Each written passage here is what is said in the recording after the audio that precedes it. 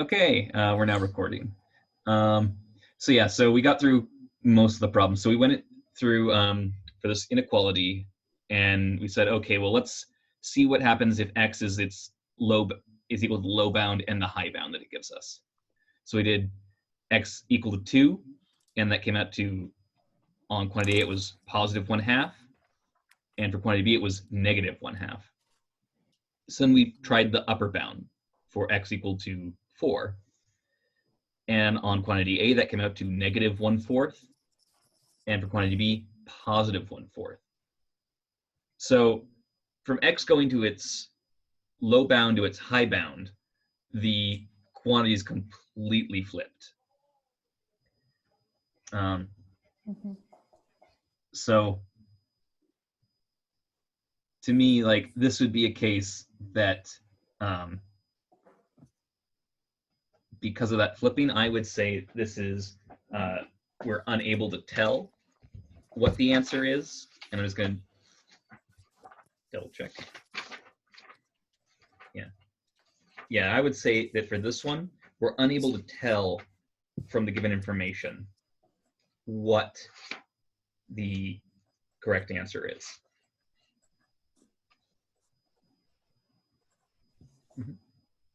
Right, yeah, okay, that is the correct answer. Does everyone see why that is the case? Because it doesn't make any sense. It win both scenarios.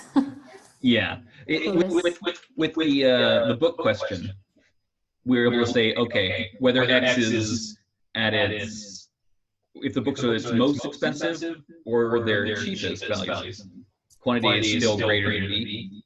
Yeah. Here, it's all over the place. So unless we have, unless this is narrowed down some, we can't tell. Yeah, unless we know for sure what x is. Right. All right. Great job so far. I'm going to set up a new one. Page. And I believe we're done with this page. So let's go to... You can't use calculators, right, during the test? I think they allow you a simple count. Okay. So, something solar power is the level of complexity they allow you. Okay. And then just out of curiosity, how big is this book? This book that we're reading from? Yeah. It's pretty big, but we're only going to go through a few pages. Okay. Just curious for long-term goals. How much of this we have to do? Well, according to the website for Cal State LA, we need to get an average of like, I believe 146 to 157 on the GRE for both math and the grammar one. That means you gotta do this for a while.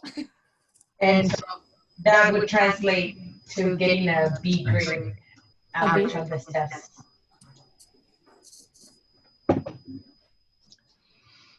Okay, Windows Photo Viewer is stupid. There we go. Okay.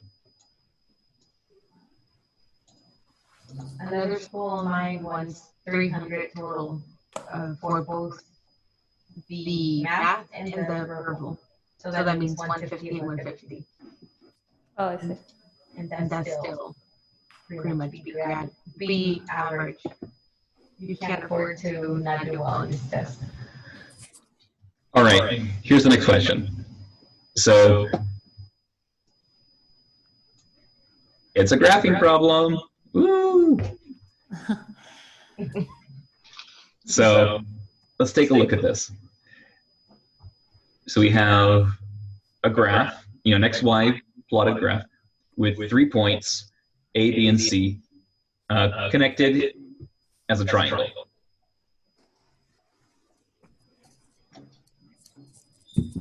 So in this case, we have absolutely no numbers at all. Who wants to, anyone have any insight for this one? And the answers are the same options. So quantity A is greater, quantity B is greater, they're equal, or we can't tell.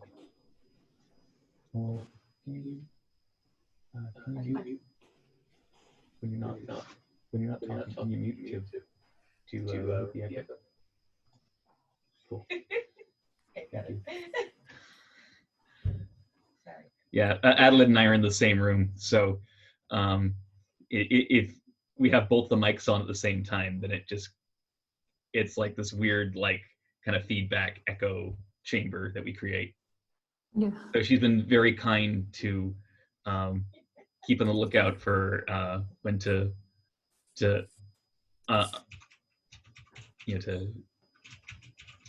control the mute on her mic to keep the echo from happening.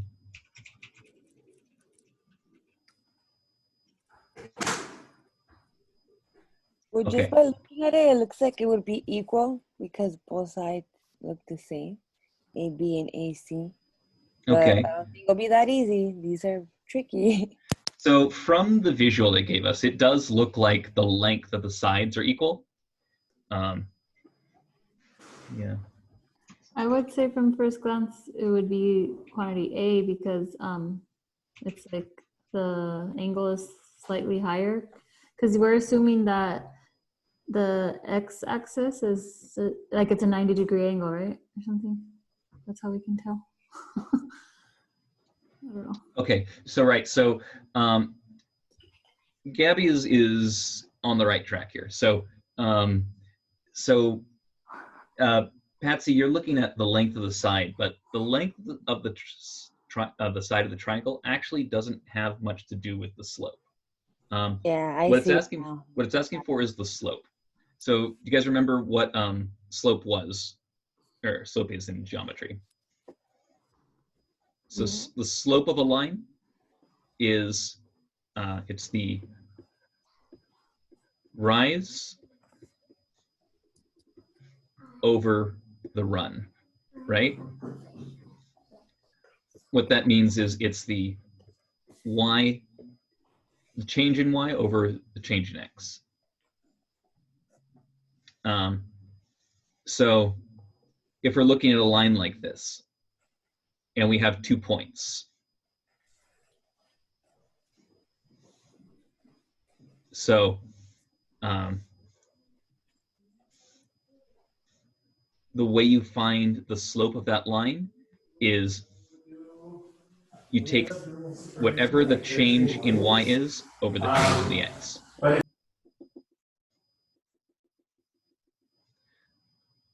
So,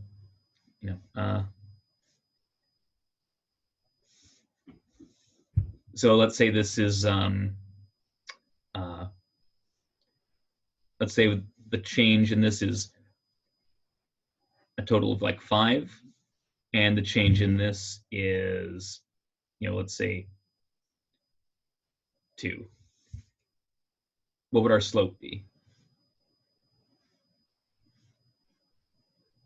25 divided by 2. Yep. Which would equal 2.5.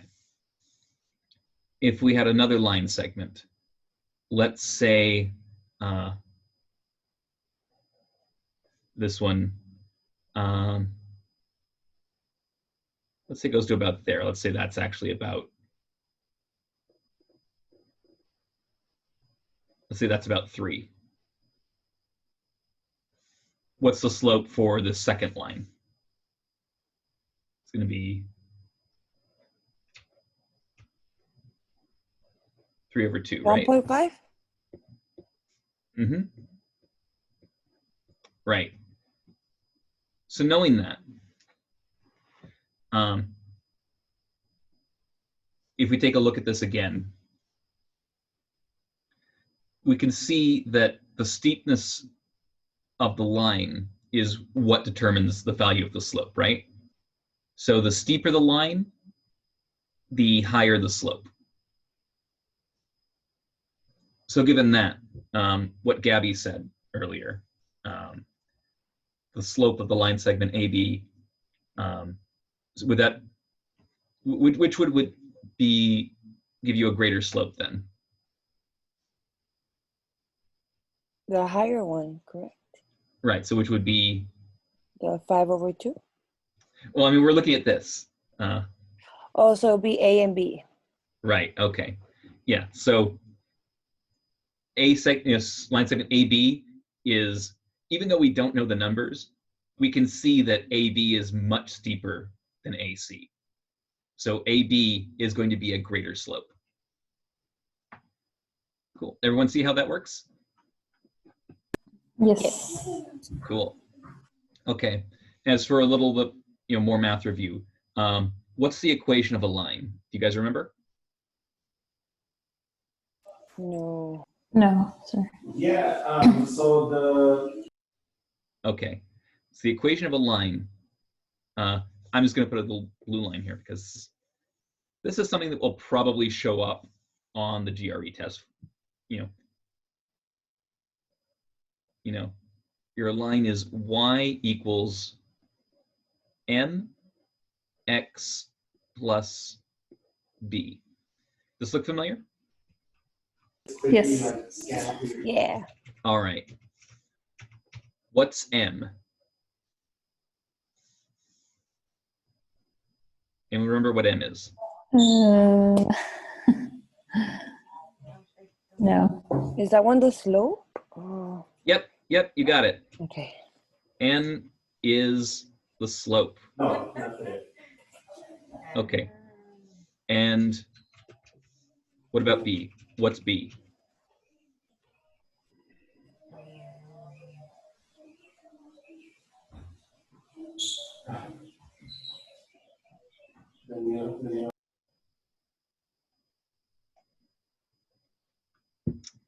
No guesses? Okay. No. All right. So Sorry. B is the y intercept.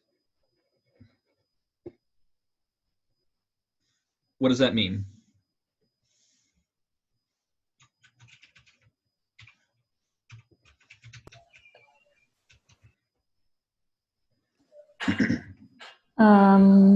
It's a point at which the line crosses through the y-axis, right? Exactly, yes. Okay. So it's wherever on the y-axis. Oh, and I forgot to, always a good idea to label your vertices, or label your axes. It's the point on the y-axis where the line crosses it. Okay. So let's try and graph two quick lines. So in green, I'm going to do y equals, no, let's do an easier one. Thank you. 3x plus 2. All right. 1, 2, 3, 4, 5. 1, 2, 3. 1, 2, 3, 4, 5. 1, 2, 3. Okay. So I'm just going to label these.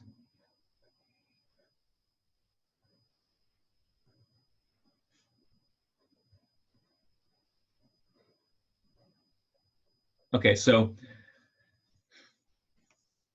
if I was going to graph this line, how would I go about it?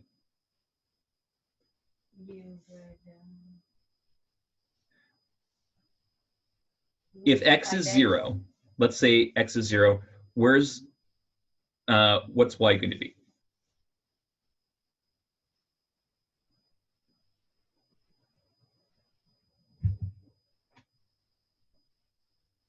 Two, right? Right, and you got that because 3 times 0 is 0 plus 2. So 0, 1, 2. There's our first point. Now, we don't actually have to put in any more numbers. We know the slope here, right? 3 is a rise over run. So what's our rise over run is 3 over 1, right? Well, then there's other days that Yes. So for every 1 in the x, we're going to go up by 3.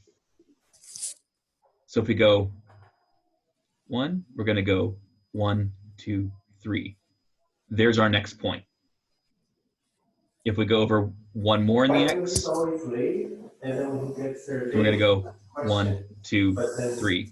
So that's about where our next point is.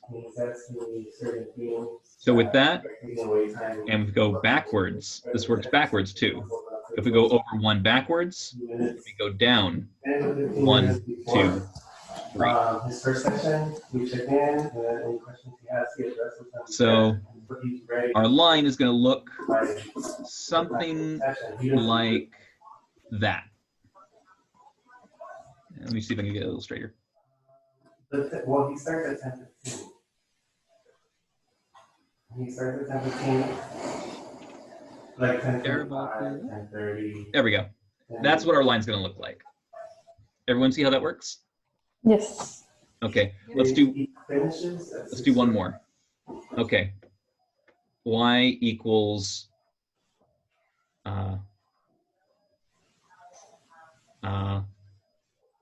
let's see, minus 1/4. Right. Minus 1/4 x plus 1. All right. Where's what's the first point we should plot? 1.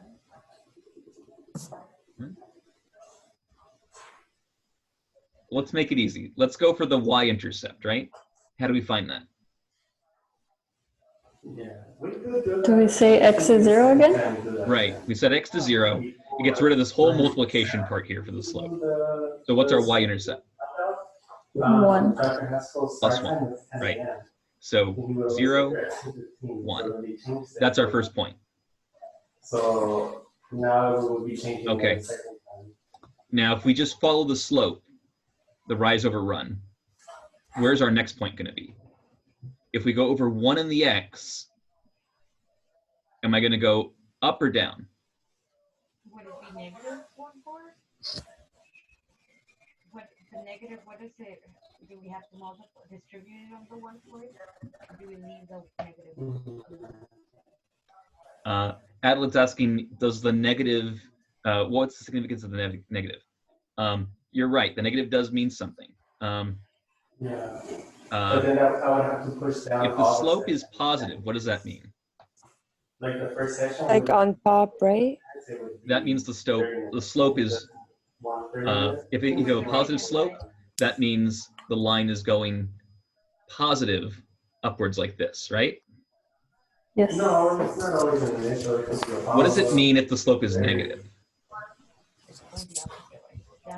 Well, he takes. No, he does. This would be a slope of 0, right? Completely horizontal slope. Within those 45 minutes. So if the slope is negative,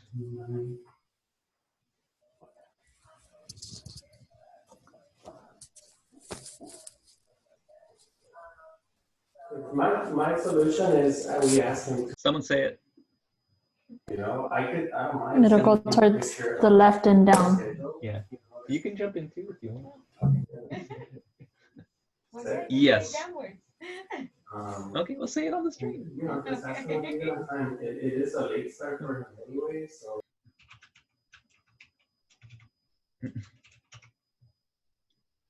You can say, Adelaide, you can say it on the stream. It's going down. Great. Okay. Excellent. That's what I was waiting for someone to say. Yes. Okay.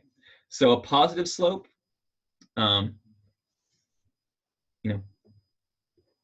positive m means it's going to look something like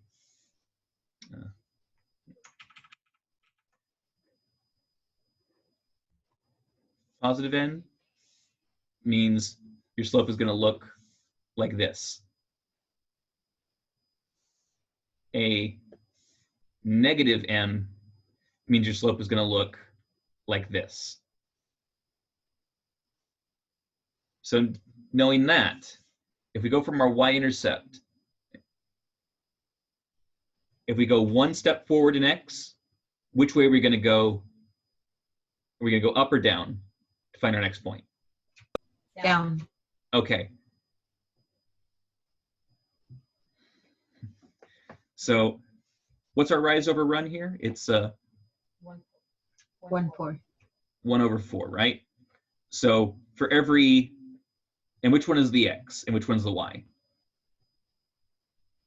Y is 1 and X is 4. Right, okay. So for every 4 in x, so 1, 2, 3, 4, and we said we're going to go downwards, right? Yes. So our next point is going to be 1 down. So there we go. If we do one more point, where are we going to go? We're going to go over by 4 more and down by 1? Yes. So 1, 2, 3, 4, and then down by 1. So there we go. So our line this way is going to look like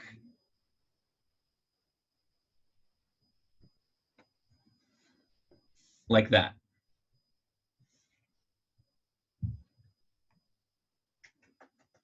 All right, last one, I promise. Let's say we have y equals 3.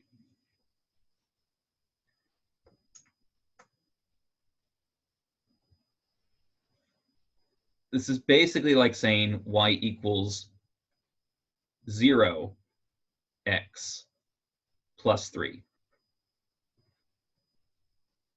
What would this line look like? Well, our slope is 0, so it would be just at 3 y axis.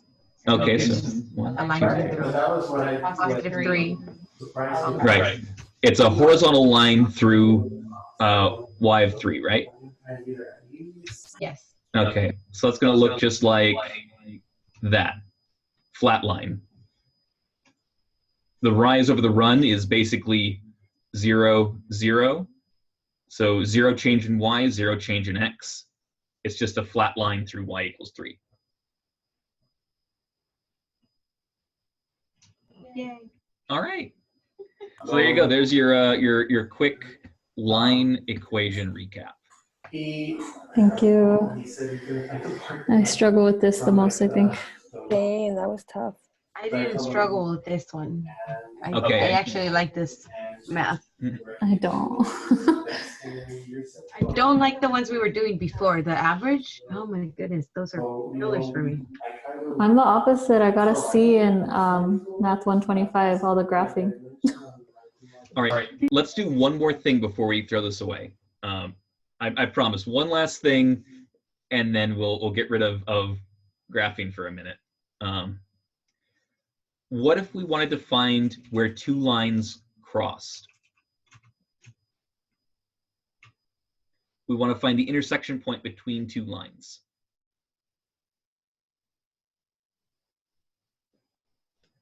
Would that be when you have the, you would need the, instead of having the like y-axis on the actual graphing, where you need it on the actual lines? Can you say that again? So for example, if we were trying to find where the red line and the green line cross, Right. then we would pick the point where they cross. Or do you want the formula? Well, I mean, we could look at it and, you know, kind of eyeball it. But what if we wanted to know it for certain, exact? Maybe we would need to use another formula, which I don't recall, and place the numbers in there that we have the coordinates. Or find the coordinates for that intersection. Okay. I don't recall the formula, though. I don't recall that anymore. All right. So you're right. We need to find we need to do something about where do the 2 lines intersect.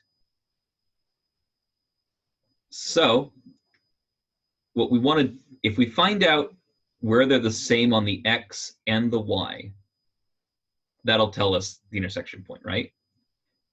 That's what we're looking for, right? It's the point where their x and y values are equal. So let's try that.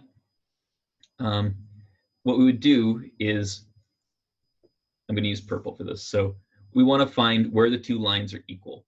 So let's take our, if we want to find these two right here, right? If we want to find where the y's are equal to each other,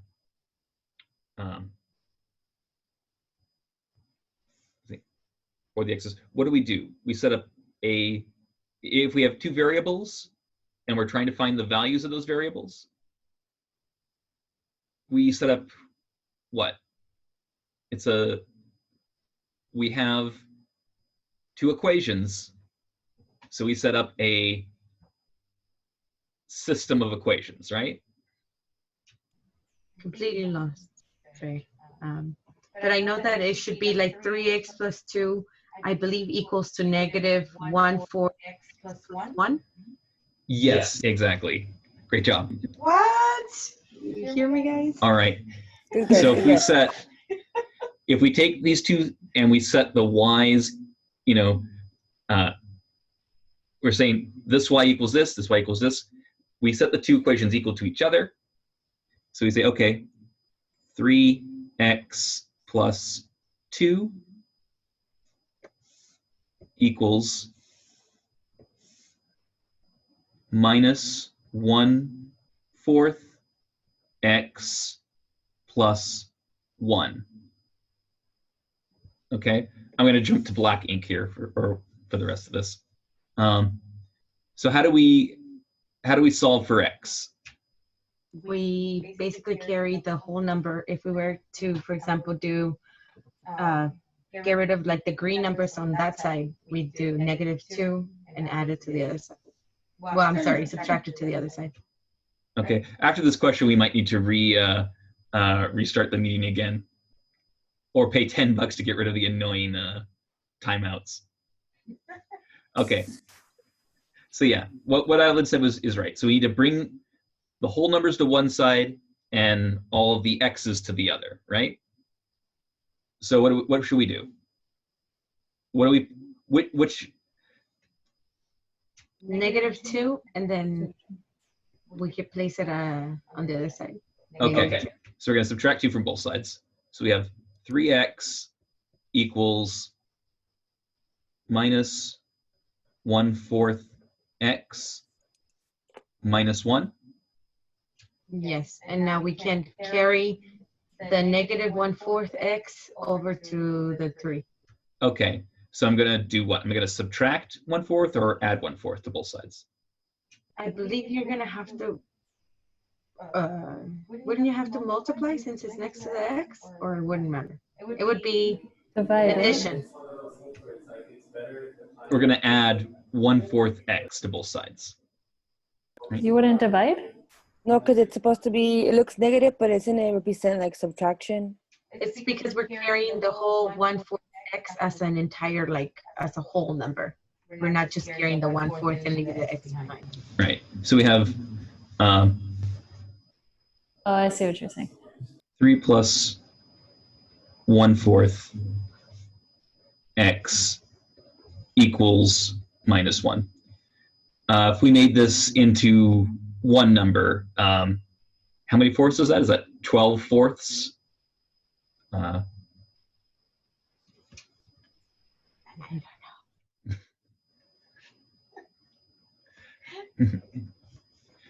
know. 3 times 4/4, so it's going to get us 12 fourths. So this total becomes 13/4. 13 fourths x equals minus 1. And how do we get rid of the fraction here? Now we divide by 13/4, or you want to simplify the fraction with? Yeah, we'd multiply both, or excuse me, we divide both sides by 13/4, which is a little ugly, but yeah. X is going to be equal to minus 1 divided by 13 over 4, which is equal to minus 4 over 13.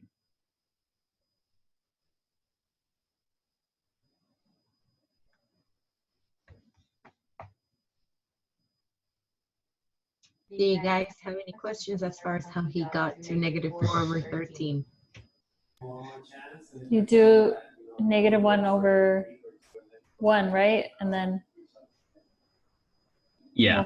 like multiply 13, multiply that by 13 over 4. Yeah.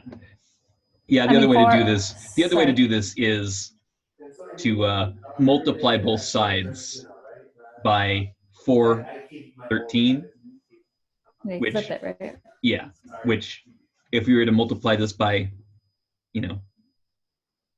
4 over 13 and multiply this by 4 over 13, on this side, the 4's cancel and the 13's cancel. A different color.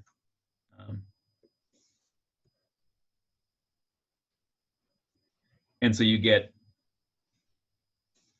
minus 4 over 13.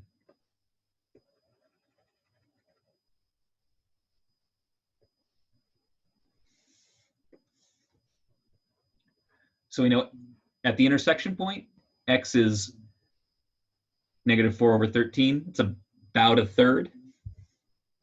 So see, it's not quite at 1. It's about a third of the way on the x-axis. And then for our y, we would just plug in that value for one of these. So let's say, this one here, if we plug it into the red, either one should get us the same answer.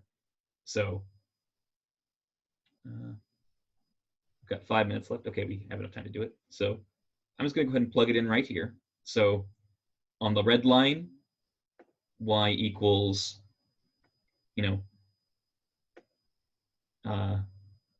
negative 1/4 times minus 4 over 13 plus 1. On this, because it's multiplied, the 4's are going to cancel, which is nice. Wouldn't the positives also cancel each other out? Well, what we're going to get is minus 1 times minus 1 over 13. So yeah, those two negatives are going to become a positive 1, right? Plus 1. So our answer is going to be 1/13 plus 1.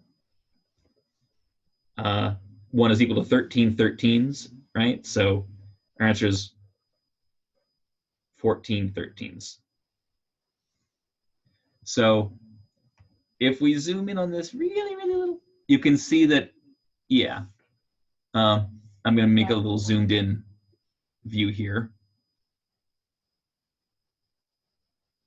So that's 1. Our green line is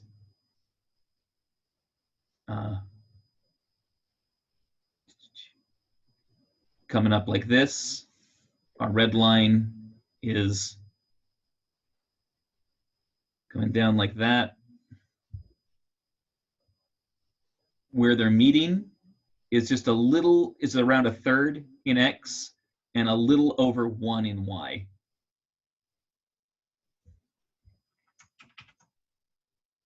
And that's kind of what we've got here is the point where they're meeting is minus 4 over 13 and 14 over 13. So in other words, this is about a third, and this is just a little over 1. So sorry the math is a little ugly on that, but I was just making up making up equations. So does everyone see how we did it though? Yes, kind of. Yeah. Same. Okay. Was the graphing easy to follow though? Yes, that was good. Okay.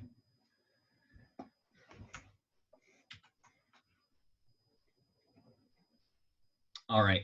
So I've gone ahead and saved this, and we've got 1 minute left in this call. So I think we should call it. I think that's probably good for today. How about?